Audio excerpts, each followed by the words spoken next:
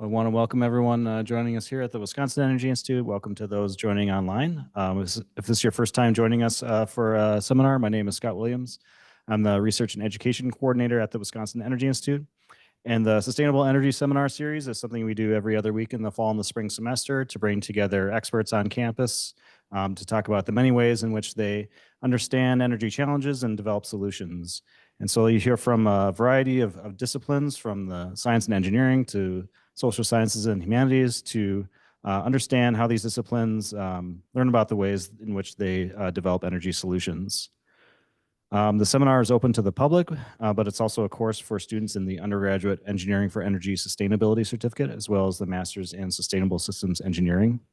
And it is presented in a hybrid format. You're always welcome to join us here at the Wisconsin Energy Institute, or you can join through Zoom webinar. Live captioning is available. I'll turn that feature on right now. For those who would like to use that, just click on the Show Captions button in Zoom. And if you have a question online, you can use the Q&A box. I'll be monitoring the online questions, and we'll try to alternate between in-person and online questions for our guest speaker today. With that, I'll introduce our speaker. Lena Roald is an associate professor in the Department of Electrical and Computer Engineering and is a member of the Wisconsin Power Systems Research Group here on campus.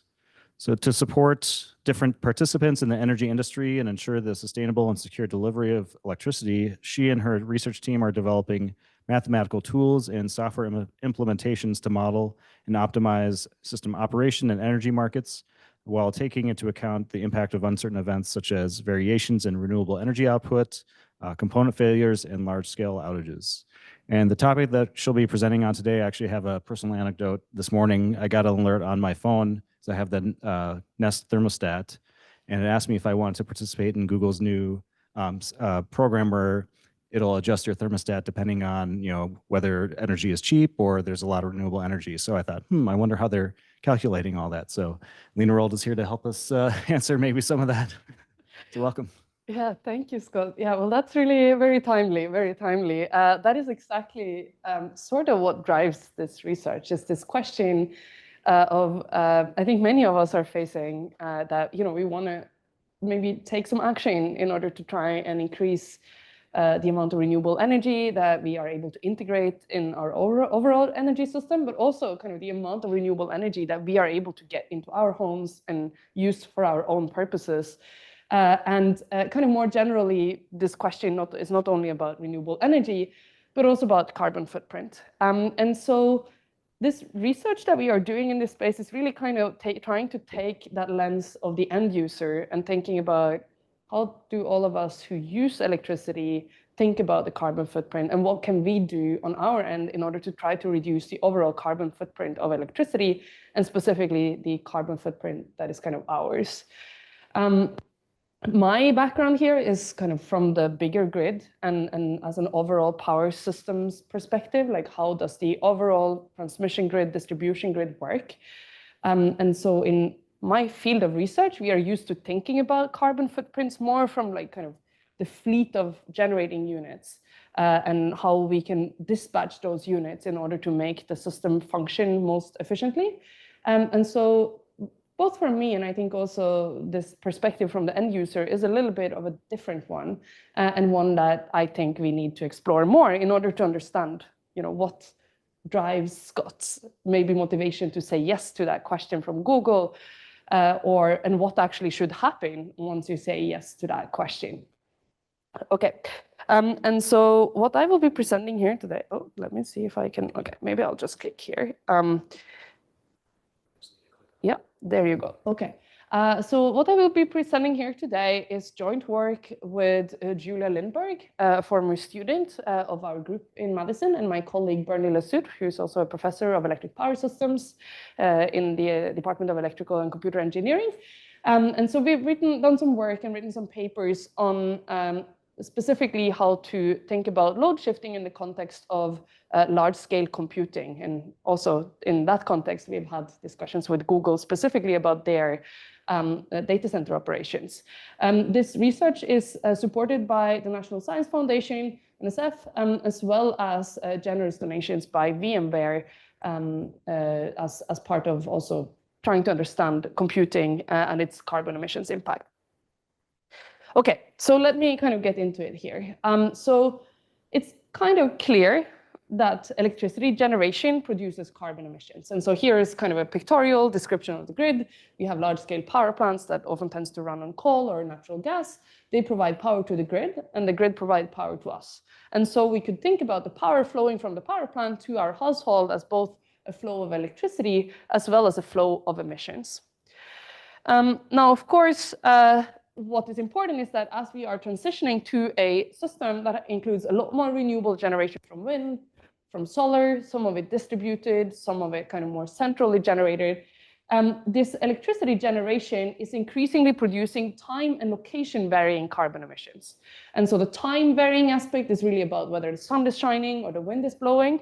The location varying aspect has to do with, are you in a region where there's a lot of renewable energy, or are you in a region where we are more maybe still relying more heavily on coal and natural gas, as well as questions just specifically of the grid. Sometimes in the grid, there are transmission capacity constraints that hinders the flow of power from one location to another inside a single grid. And so that also can mean that consuming electricity at different locations has a different carbon impact on carbon emissions. So as we have heard, and I tried to already mention, electricity consumers, which can be individuals like Scott or me or all of you, or companies, as well as also other organizations, are often interested in trying to understand the carbon footprint of their electricity consumptions, as well as how to reduce it.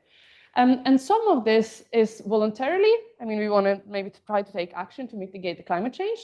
And some of it can be related to carbon reporting, sort of essentially reporting requirements that companies are subject to in order to track their carbon emissions. There's a very big and important carbon reporting task that is coming up with, for example, the push towards clean hydrogen production that we are seeing currently. So there's hydrogen production from electrolysis is an example of a use of electricity where it's very important to try and understand, are we emitting a lot of carbon through this production of hydrogen, or are we not? Particularly since hydrogen is often used as kind of a means to try to decarbonize otherwise hard to decarbonize sectors. And so you want that hydrogen to be clean. This is an example of a carbon reporting task. My primary interest here is really how can we do this kind of tracking of carbon emissions in real time? And in particular, sort of intuitively, what this means, if I want to reduce my real-time carbon emissions from electricity consumption, I want to align my consumption with the generation from renewable energy sources. So if I, as a power systems focused researcher, my area of research tends to think about this question as in, let's help the grid. Let's try and participate in demand response programs, some of which are run by utilities, others can be run by aggregators such as Google that maybe access many small resources. And then we can aggregate those resources and participate in the energy market in order to try and help it operate more efficiently and thereby hopefully increase the amount of renewable energy that is being consumed. The other way of thinking about this is a more consumer-focused perspective where we are more directly aiming to use electricity when it is low carbon. And so we heard the example of Google Nest thermostats. Here's an example from Apple, which by default has activated clean energy charging on an iPhone. So if you have an iPhone and you haven't actively turned this off, and you are here in the United States, then this clean energy charging will, your phone will actively be trying to charge when there's clean energy available. So these are some examples. So Apple does this, as I mentioned. Samsung has their own kind of smart things that tries to manage household loads to reduce their carbon footprints. Google clearly is doing some work with their Nest thermostats, but also has been doing a lot of work in order to try and shift data center loads to reduce the carbon impact of computing. And so this is happening. The main question is what signal to follow. And so you can see some of these companies, they create their own signals. But there's actually a lot of different providers of carbon emissions data. There's a variety of different metrics that you could use. And so this really raises the question of what data should we be relying on? How should we use it? in order to try to reduce carbon emissions most effectively. And I wanted to dive a little bit more into this to explain why this is challenging. So if we look here, these are some graphs over here showing the energy supply and emissions in California on June 2021. And so on this graph here, you can see the amount of power generation on the y-axis. You see the time on the x-axis, and the different lines here that represents different types of generation resources. And what is maybe important here to know, the one I want you to focus on, is this green line here, which represents the renewable energy generation in the California grid on June 10, 2021. At the bottom here, we have the same time scale on the x-axis, but what we are seeing here is the carbon emission, the level of carbon emissions on average per megawatt of power that is being generated. And so essentially the carbon emissions per unit of power, you can see they are fairly high in the early morning, and then they kind of fall as the renewable energy generation picks up, and then they rise again as the sun is setting and the renewable energy is reduced again. So if I ask you, if I present you with these two pieces of information, at what time would you think is a good idea to consume power if you want to have the smallest possible carbon emissions impact? Yeah, during the day. So somewhere here in this range, right?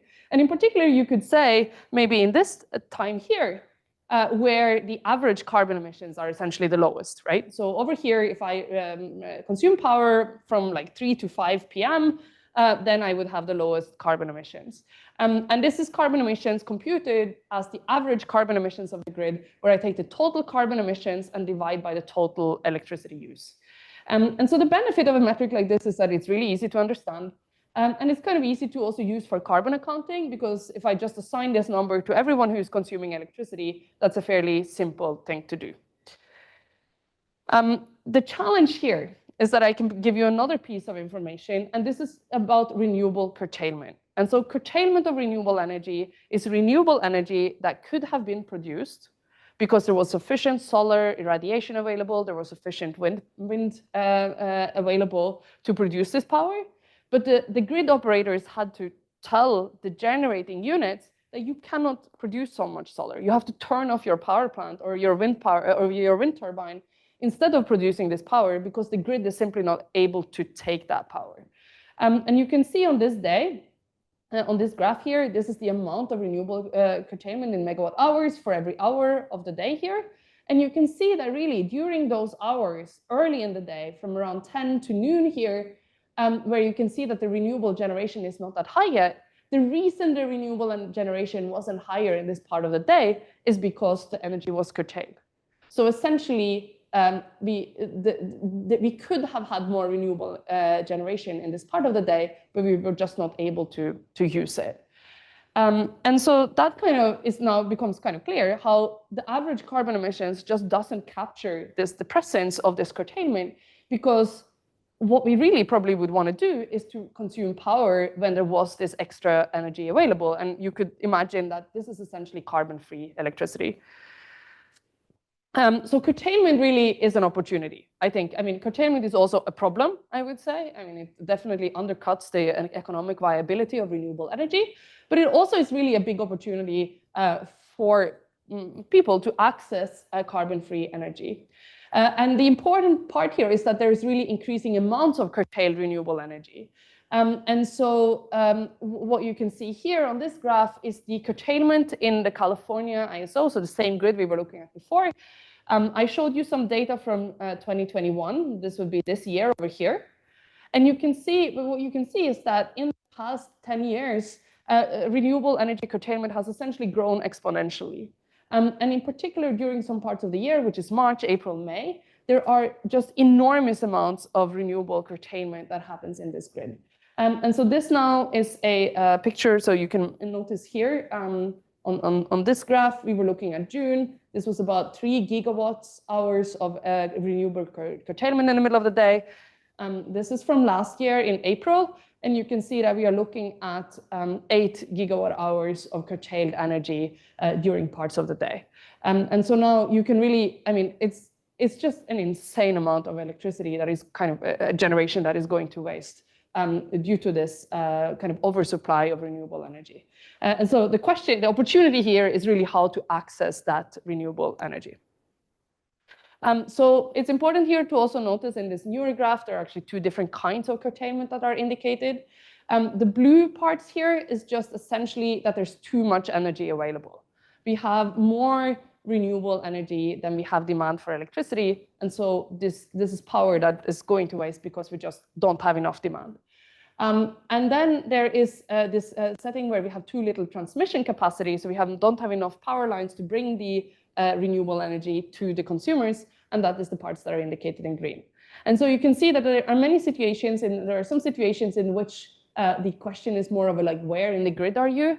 That determines whether you are able to access this curtailed energy. But then you can also see that in this day, there were just many, many hours where you would, if you just increased your demand, you should be able to access that renewable energy that was curtailed.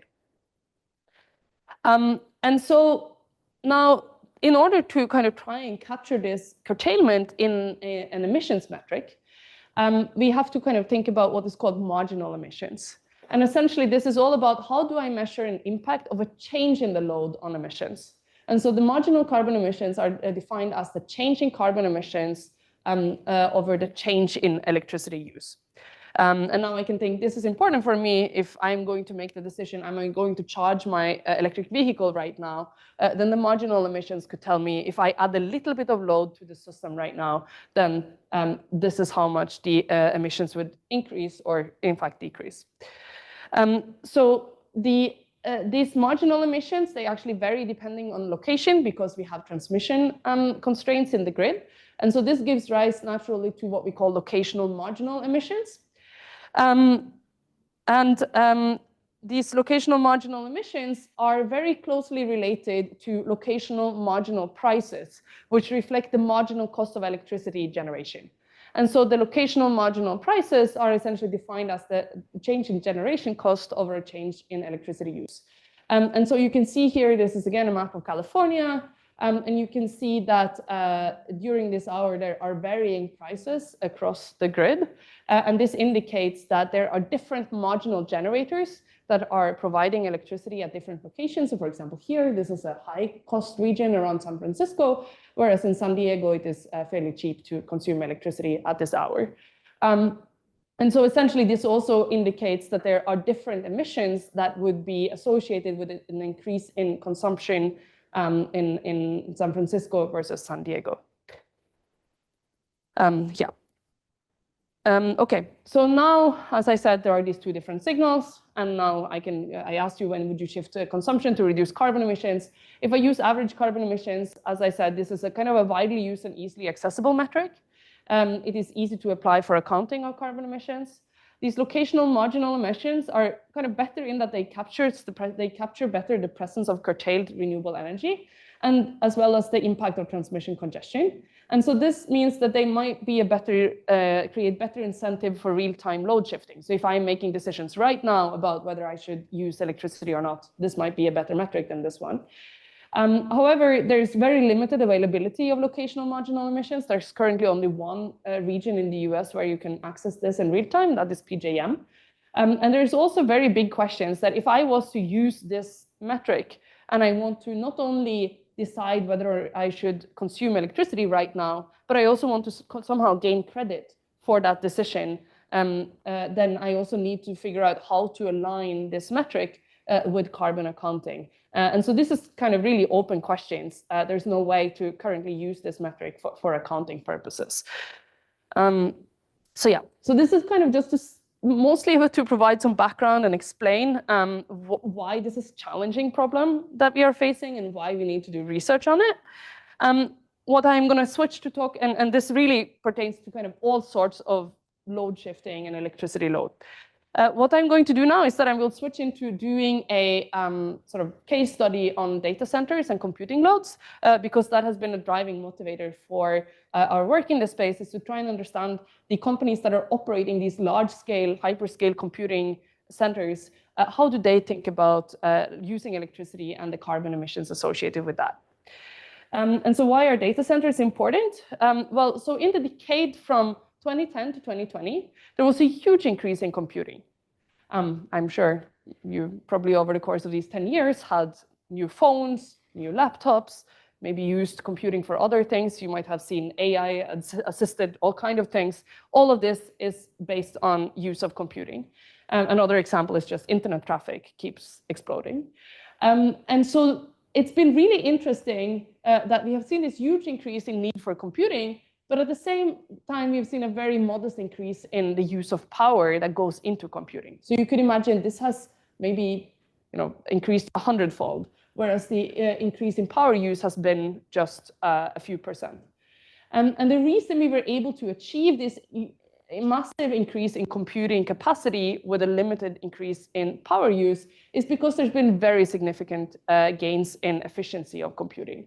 And in particular, a lot of computing has shifted into these hyperscale data centers that are really, really large and very, very optimized for efficiency. And so that has really made more people have access to more efficient hardware, more efficient cooling, and so on.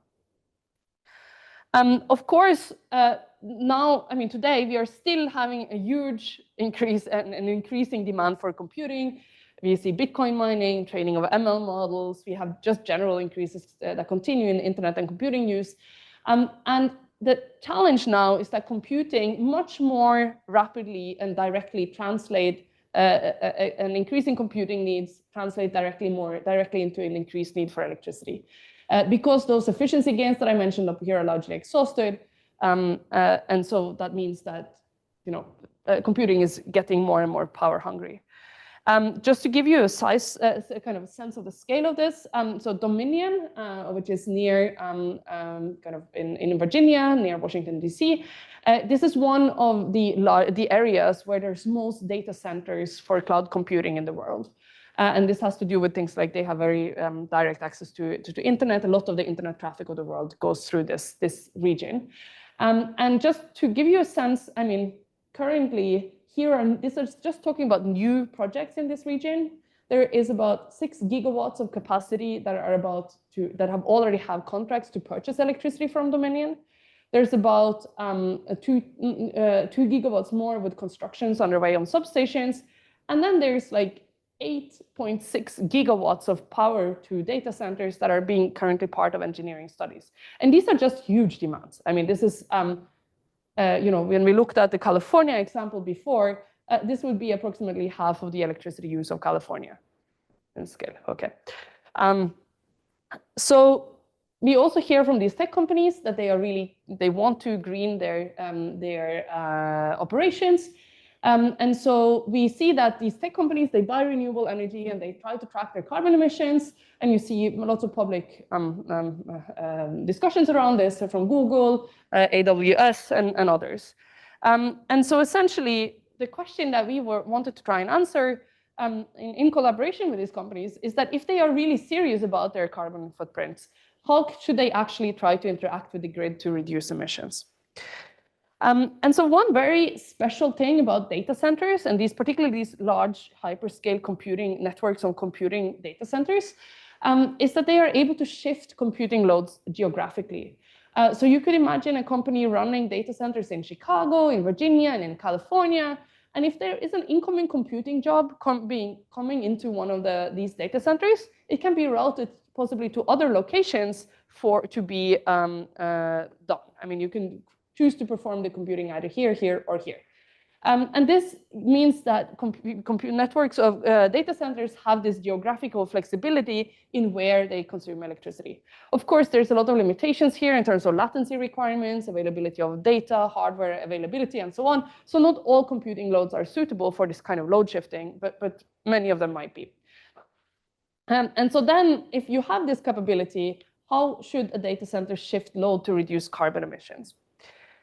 So there's been a lot of work on this in the past, and I'm not going to go through all of these references in detail, but essentially most studies have considered some kind of integration with the electricity market or some direct collaboration with the people that are operating the market. And then you can ask, why is this not the right approach? And the answer is, it might be the right approach. maybe you should be participating in the market. And for many consumers, that might be the right choice. However, it's important to notice that electricity markets are run to minimize the cost of electricity, not to minimize emissions.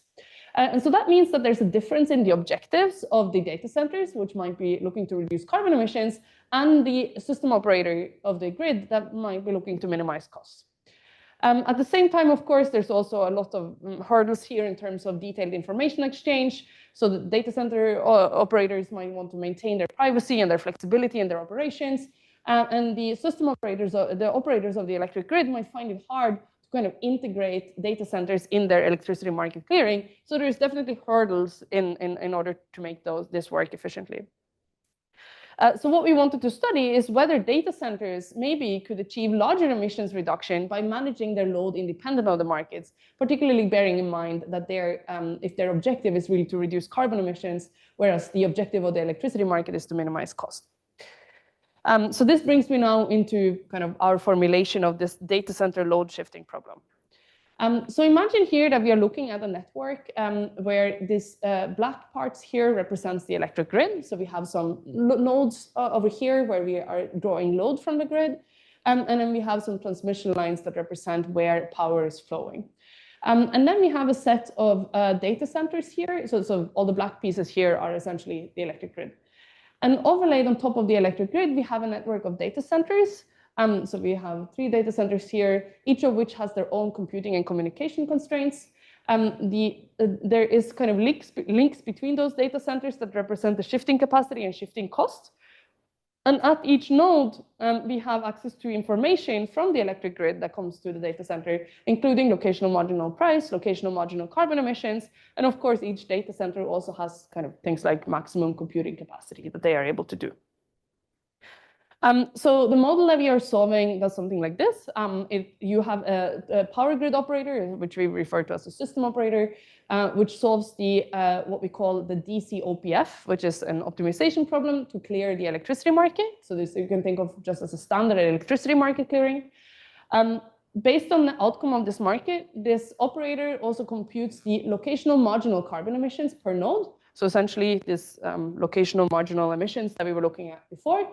And in order to do that, we have to use some theory, mathematical theory, based on sensitivity analysis of linear programs. So there's quite a lot of math that goes into this. But once we have that information about these locational marginal emissions, which we will call lambda CO2, we can pass that information onto the data centers to determine the optimal load shifts based on these marginal emissions information. So essentially, I give this information to the data centers, and then I let the data centers decide how they want to shift their load around. So essentially, this is just a little bit of a more detail here. This system operator that clears the market solves this optimization problem that is really about minimizing the cost of electricity subject to power flow and generation constraints. So this is just about the physical operation of the grid. Then these locational marginal carbon emissions essentially describe how the optimal generation dispatch change as the load changes. And this then gives rise to also, as we see changes in the generation dispatch, we also change the emissions. And then we assume that the data centers are essentially solving another optimization problem where they are seeking to minimize their emissions subject to their own capacity constraints. So we have one optimization problem for the power grid with all the power flow constraints, everything that represents how the electric system operates. And then we have another optimization problem over here, which represents data center shifting. And so these are separated out in our problem here, representing that there are 2 different entities that are solving these optimization problems. And so essentially, the data centers then take this information they determine their optimal load shifts. These optimal load shifts are then passed on to the next market clearing of the electricity market. Because now, as the data centers change how they are operating, then that changes how the electric grid will operate. And then, we take the same step. And so every time step, the data center receives updated information about the marginal emissions or the carbon emissions of the grid, and then, use that to optimize their operations, and then that impacts the next time step of system. So one of the challenges here is that these marginal carbon emissions only really apply. So this is a sensitivity analysis. So when we're looking at these marginal emissions, we're only looking at what happens for a small shift in load. The data centers can choose to make quite large shifts. And that can be a problem because they're quite large loads. So there can be a mismatch between the emissions reduction that the data center thinks they are going to achieve and the actual emissions reduction that happens in the grid, particularly if we have very large shifts in electric load. And so here, in order to address this problem, we are using a mathematical technique called regularization, where we essentially introduce a quadratic penalty on the load shifting. And this essentially incentivizes the data centers to make small shifts, many small shifts. So every time step, they might make a small shift, and then they will see what happens in the grid, and then they can make another small shift in the next time step. And this quadratic penalty could also be interpreted as a cost of shifting, because in most cases, there might be a preferred location to perform a computing task. And so if we choose to do it somewhere else, then that might kind of incur a cost or an inconvenience penalty, essentially. And so essentially, by doing this, we are creating a situation in which in every time step t, these load shifts here, they are smaller, but then they accumulate over time. So I'm going to show a little bit on some computational results here because we are trying to study this and the effect of these kind of load shifting. We don't have access to the whole grid. In general, it's hard to run real experiments on the real grid because it's a really big system and it can be hard to isolate what any given impact is of a small change. So we are looking at this sort of on a synthetic test case. And so this is a test case which is referred to in my research community as the RTS GMLC system. It is a system that is sort of geographically located in California. So this is San Diego here, this is LA. And you can see that it sort of straddles over across into Nevada and Arizona here. So there's a set of sort of load nodes in the system that represents load and generation. And you can see that we have these geographical locations. And the nice thing about this system is that it has 5-minute data, which include loads and renewable generation. It's all synthetic, but it's realistic data. And it's for 1 year. And then we assume that we have kind of standard carbon emissions rate for the different generation types. And in this system, we essentially place 4 data centers, which on average are equal to 20% of the average system load. So this is a system now with a lot of data centers in it. And the reason, of course, we have a lot of data centers is that we really want to understand how they can act. And to see an impact on the system, we need to kind of ramp up the data center load. So we will do some comparisons here that I will describe shortly. Okay, so in terms of simulation results here. So first, we were interested in understanding how different ways to participate in the electricity market or doing shifting by themselves impact the carbon emissions, not only of the data center, but of the overall electric grid. And so first, we considered market-based shifting strategies. And so this is essentially just saying that I, as a data center, I am going to offer my flexibility directly into the electricity market and ask for the electricity market to decide how much electricity that I am going to consume. So I'm essentially saying, okay, if I'm consuming at this location or at another location, I let the electricity market decide. The other thing that we are doing is that we can also use the locational marginal prices, which are the price signals generated by the electric grid, in order to do this shifting. And so in this case, the data center decides where to consume the load, but they do so based on price, not emissions. So this is kind of 2 more kind of traditional ways of shifting load. And then we have 2 other lines in this table over here, which are what we call emissions-based shifting. And here we are considering shifting data center loads either based on the marginal CO2 emission factors or the average CO2 emission factors. So these are the average and marginal that we were discussing before. Okay. So this is just what each of these lines do. And then we have the first line in this table just represents a classical market clearing where there's no shifting by the data centers at all. And then you can see here, what I am looking at here is the predicted carbon emission reductions. or predicted carbon emissions, and in parentheses, you can see the emission reductions, the predicted generation cost, as well as the generation cost reduction in percent, and the predicted renewable energy curtailment, as well as the reduction in percent here. And these percentage reductions are relative to the optimum, this standard market clearing problem. And so what you can see is that all of these shifting strategies reduce both the carbon emissions, the generation cost, and the curtailment. However, when I look at the numbers more specifically, I see that if I use the marginal CO2 emissions, I get the largest reduction in carbon emissions. And if I use the shifting based on the locational marginal prices, I am getting the largest cost reduction, as well as the largest reduction in renewable energy curtailment. And so this might seem counterintuitive, but in this system, because of the way it is put together, it is actually a difference between reducing carbon emissions and reducing renewable energy curtailment. They don't give the same results. So as I said, these are the predicted values. And these are essentially the values that come out of this optimization problem that the data center solves. And so the data centers try to say, I'm going to shift my load according to this data that the grid has given me. And based on the shifts that I am making, I predict that I am going to reduce the overall grid emissions by a certain amount. However, in reality, it is not this problem that determines the emission reductions, but rather what happens in the next market clearing setting. So the next time the grid operator solves the DCOPF to clear the market, we are going to see what the actual emissions reductions are compared to, yeah, we can then compare what happens with the situation where there was no shift to find the actual emissions reduction. And so if I compare, so this is the data that we were looking at before, and this is the new data. And what you can see here is that essentially I've still highlighted the results that are the best here in either green or blue. And you can see that it is still the marginal CO2 emissions, the signal here, the marginal emissions, that is the most effective signal in terms of reducing CO2 emissions.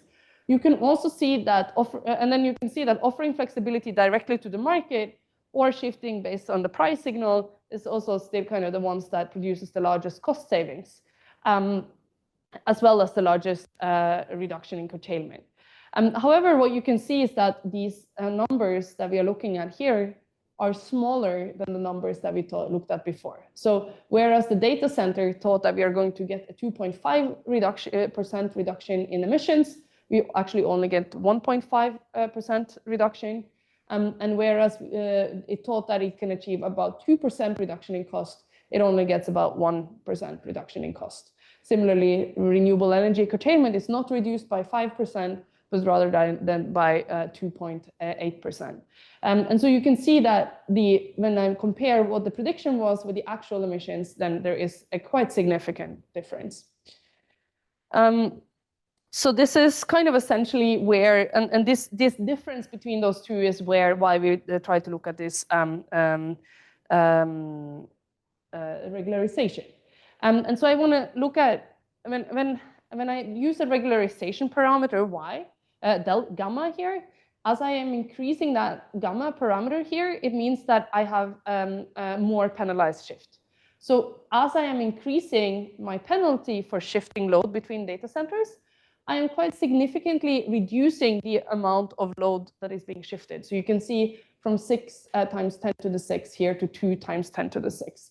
And so this is essentially only a third of the shifts that happen when I have the regularization parameter of 2.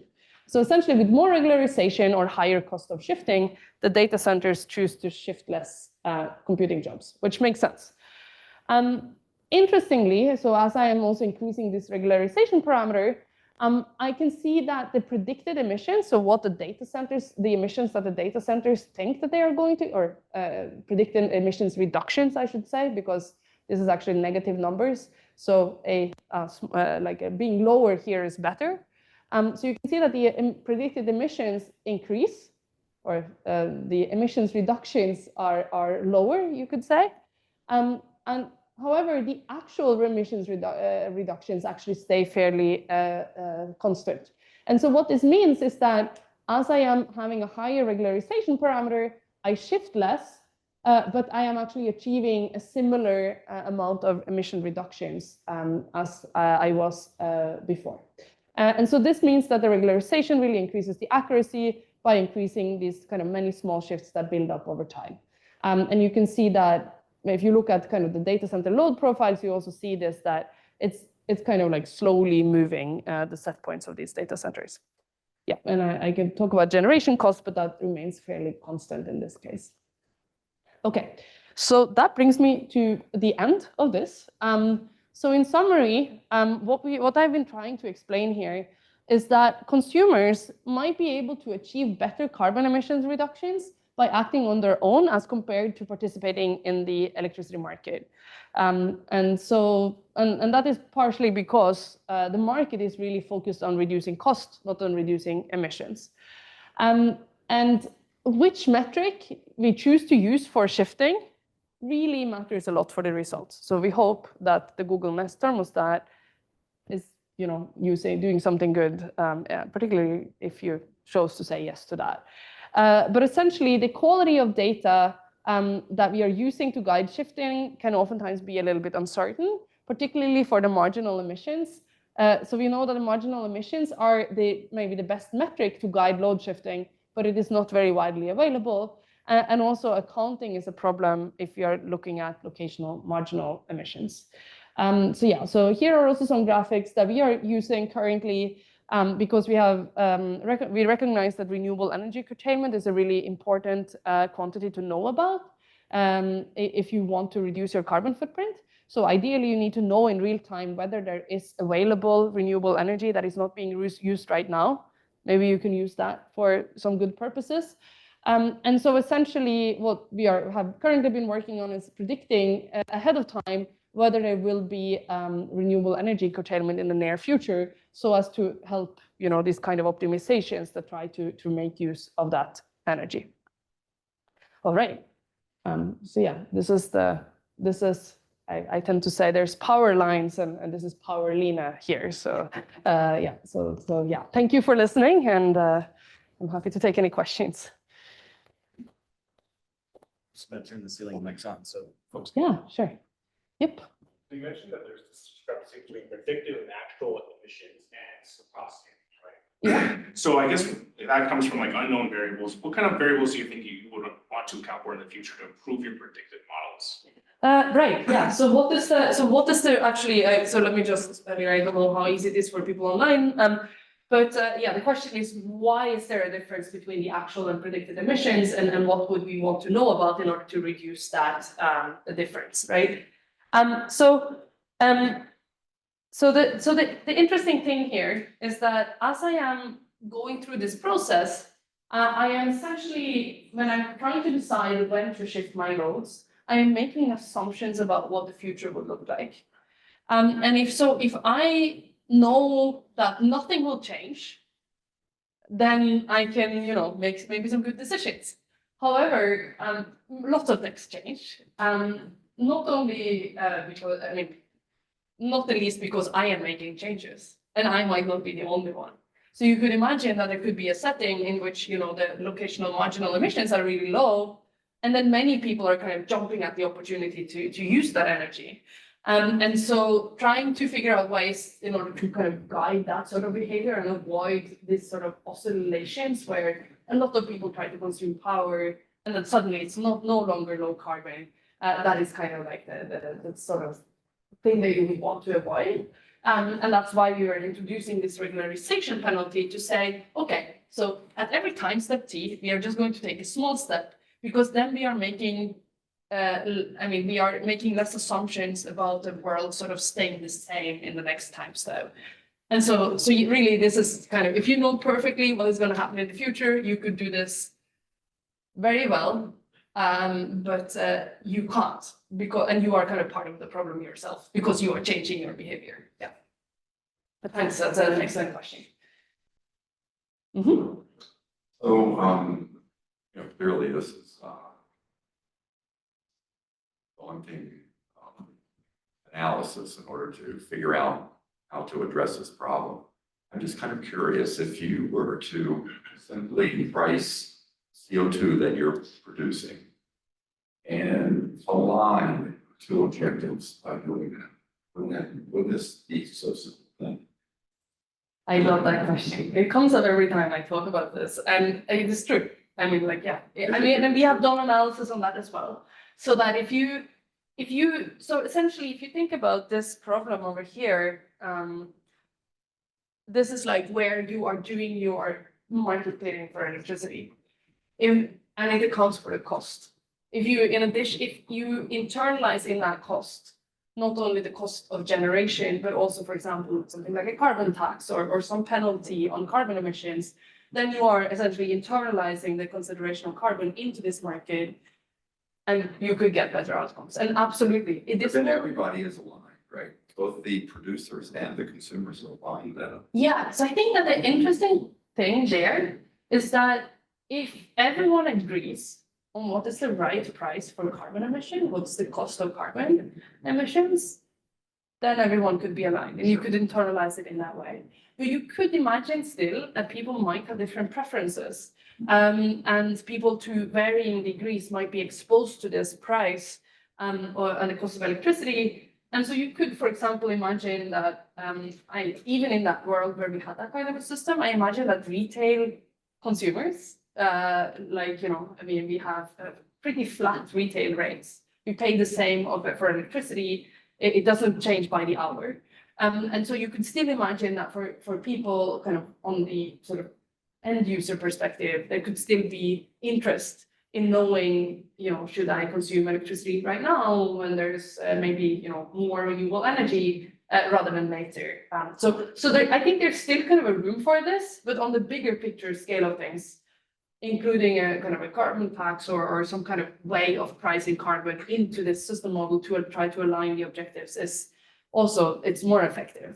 So I'm kind of wondering though, how many of the big players, big actors in this market, both sides, would you have to impose a rule like this in order to accomplish quite a large percentage of the of your objective of both minimizing cost as well as, for example, you could impose this on an operator, on one of the big grid operators, as well as some of the really big consumers of electricity. You could impose that on, some. Yeah. And I know I'm kind of waving my hands here, but just an idea. Yeah, no, that's great. Yeah, so there are things that are happening in order to try and do this, right? I mean, California is looking, has carbon pricing. There is, so that, and there, you just say, like, you price carbon emissions into the cost of the electricity. You can do things where there's common ways in which you can include the people who are generating electricity in kind of cap and trade schemes where you're limiting the amount of carbon emissions, or you ask them to kind of buy permits or exchange and trade carbon emissions in a separate market. That is a way of doing this. And then I think, and of course, all of these kind of have an effect if the carbon is priced at a level where it makes an impact. Where that actually changes how people are, the preferences of people on using electricity. You can also, there is also kind of separate from the physical electricity market, there is renewable energy certificates, which is more of a financial instrument to kind of claim that you are carbon free.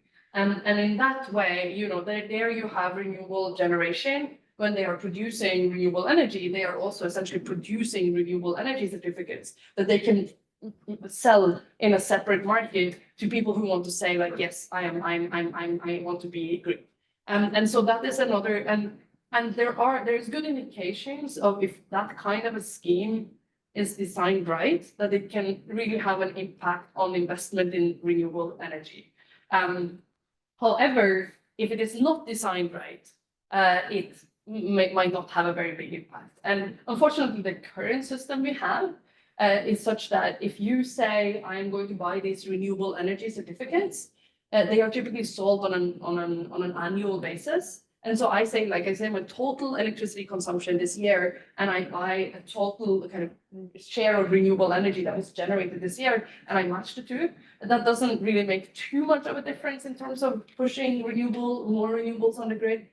However, if you do it kind of on an hourly to hourly basis, and you are forcing that these renewable energy certificates have to be sourced near where the electricity is consumed, there is research that shows that that actually has a much more significant impact on renewable and kind of drives renewable energy adoption.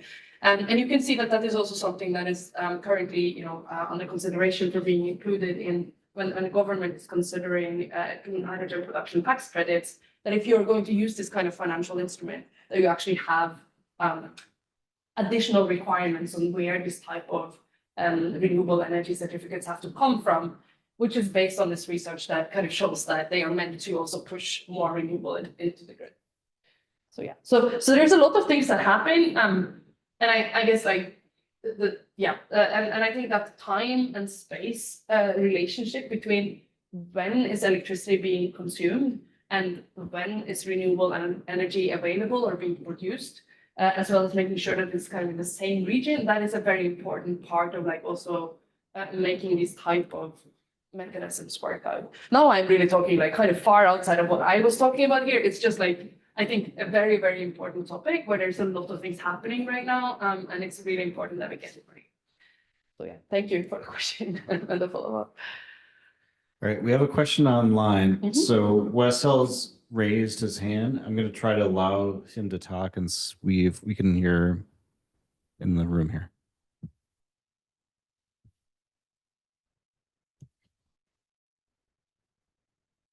Can you hear me? Yes. Okay. Thank you, Lena, for the very interesting talk. I appreciate it. And can you comment on how, if you go down to the smaller systems, for example, residential systems with electric vehicles and let's say heat pumps of some kind, where of course, electric vehicles can be charged at different times to maybe to match when the emissions are low. Heat pumps are driven probably to some degree by temperature. Time depends on temperature. Can you comment how this sort of load shifting and general perspective would be on, say, residential systems, say in 10 or 20 years when we may have a very large part of the load coming from heat pumps or electric vehicles? Building electrification of buildings, what would be the considerations that you would want to discuss regarding that type of load or load shifting?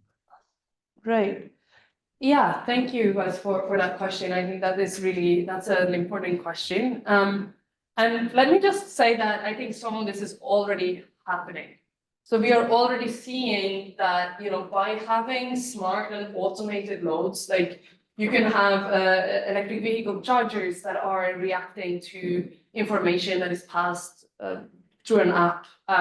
They can automatically charge when there is renewable energy available. There's extensions of that, like these kind of some smart things you could imagine. You have your dishwasher, you set it to run within a time frame, and essentially some app that chooses when in that time frame while you're at work does the dishwasher actually run. You could imagine, heat pumps, as you mentioned. There's a lot of these kind of flexible loads. And I will say that a lot of these kind of flexible loads are also currently being harvested for what we call demand response programs. So there's definitely, already a lot of movement towards having electric loads, customer-owned loads, residential loads, which are very small in and of themselves, but when they are aggregated, they can have an impact in the grid.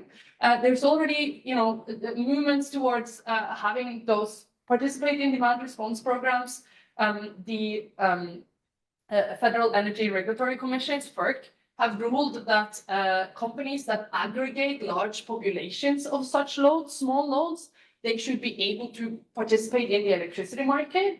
So there's a lot of work that is happening in the electric utility industry and the independent system operators right now in order to try and facilitate the participation of small loads in the electricity market.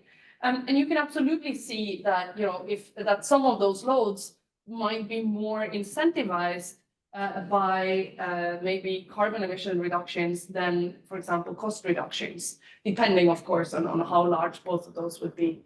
And so I think this is not very far off as something that could be happening. Of course, the question is like, okay, so how large of an impact would this have? That really depends on adoption. But I think it is really important that we get this right. I feel when I look at all of these things that are happening here, I often feel a little bit like, okay, so what is actually going on here? Like, what is how can we actually not only ask people to provide flexibility through their loads, through their thermostats, through their electric vehicles, but also actually tell them kind of very concretely what happened when that flexibility was provided. And I would like to see that we are both able to say kind of strongly that if we are doing and using this flexibility, yes, we are achieving carbon reductions, and that we should somehow be able to measure what that carbon reduction would be. And that is essentially, I don't think we have a good solution for that yet. And this is part of the research that I'm trying to do and with my group. So hopefully in a few years I could come back here and say like, hey, this is really what we think is right now the best solution. And more importantly, it would be great to know that for sort of greater societal question to try and answer this question. I think is really important because I think that is the way in which we can kind of harness the energy of end consumers, including myself, towards decarbonizing the grid. So yeah, this was a really long answer, and I don't know if I actually answered what you said, but I think these questions of like, how do we organize the loads in order to achieve those carbon reductions? It is very important, and I do think that all these loads, they absolutely have a role to play in how we are going to achieve this.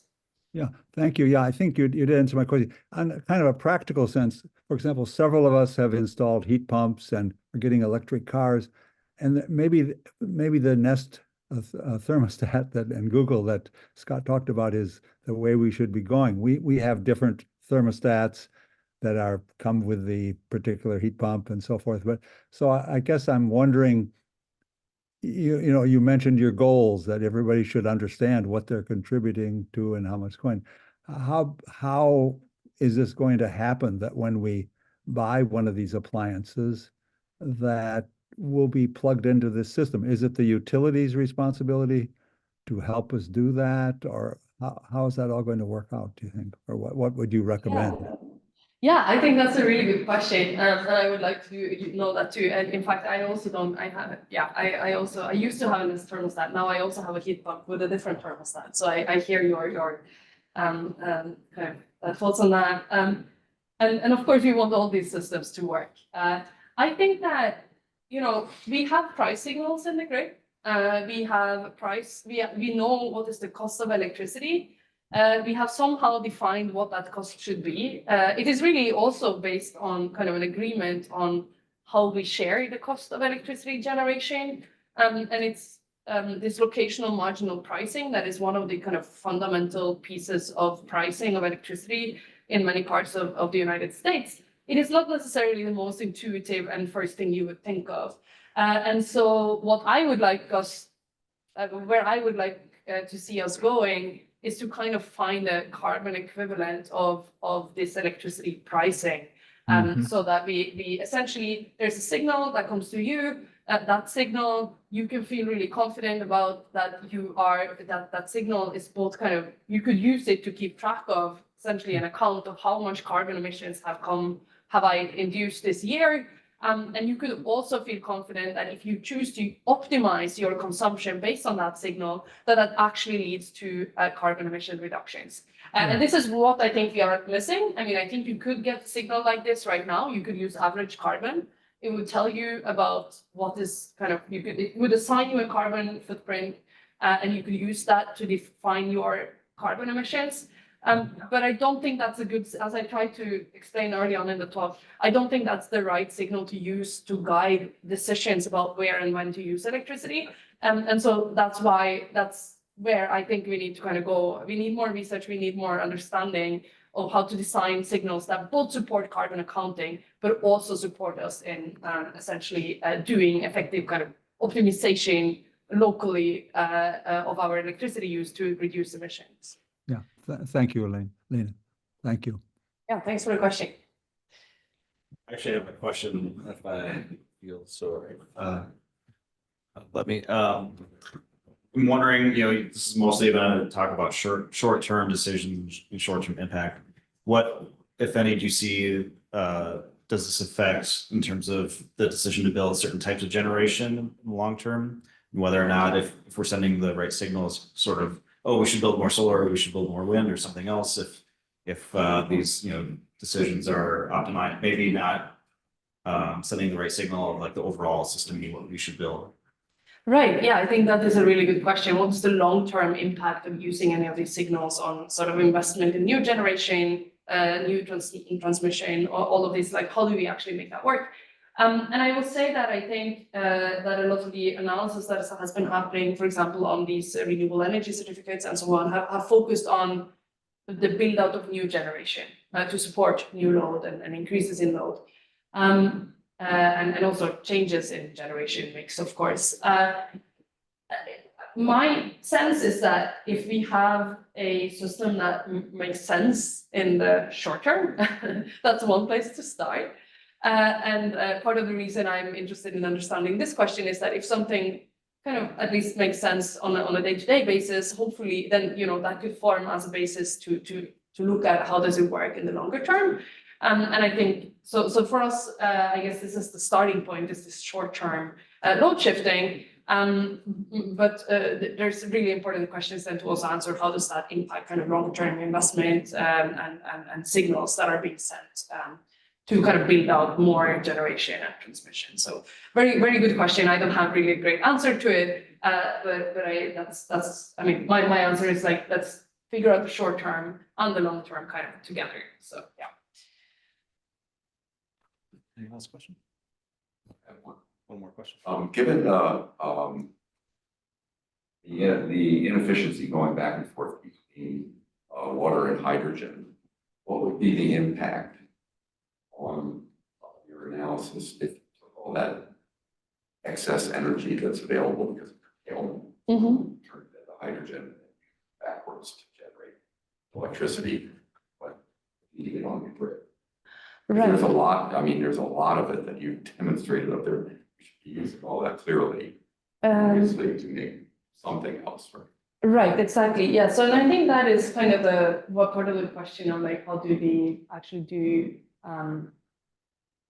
what is a hydrogen as a storage? That is one aspect of it. You could also imagine that instead of taking hydrogen and putting it back into the grid, you can imagine creating e-fuels, for example, for aviation. You can also imagine different kinds of electrochemical manufacturing. So we in fact have projects that are going on, which are trying to look at like not only hydrogen, but like maybe other chemicals and how you could decide. Essentially, one of the really key aspects here is that you need to design essentially devices that can do this manufacturing in a way that is able to actually make use of this opportunity. And you can see, if you look at this, the reason we are seeing all these peaks is because during certain parts of the year, there's a lot of retained energy, and during other parts of the year, it's very low. And so, I mean, I think there's a lot of questions to be answered here in terms of capital expenses versus operational expenses, like where does electricity kind of play into that? And of course, there's a lot of questions around the kind of the rules around interconnection with the grid, like how do you count carbon emissions of electricity? A lot of this that come into kind of trying to make sort of this into an opportunity rather than a problem. And so I'm actually looking at that. I'm kind of surprised. Yeah. No. But I mean, no. Like, I mean, it has been growing. Maybe it's been growing by, I don't know. I don't have the exact numbers in my head, but like 50% year on year for a really long time. So there's really been an exponential growth, and I'm sure that as we are seeing this, if it continues like this, people will be figuring out ways to make access to it. Of course, we want to be part of that kind of creating an opportunity out of this rather than a problem. In terms of the efficiency of hydrogen conversion, yeah, I mean, it's not ideal, it is not great, but I mean, yeah, so that's why you really want to do it with this energy that otherwise could maybe go to waste, right? So it's, yeah. Yeah, it's another example. There's a lot of companies looking at industrial heat applications, basically just like heating up rocks, basically to really high temperatures that can be used for industrial processes. Right, yeah, heat is also really fascinating. Yeah, that's true. Yeah. Great. Cool. I think we're at time, so thank you so much for your presentation today. Yeah, thank you very much. Thanks for having me.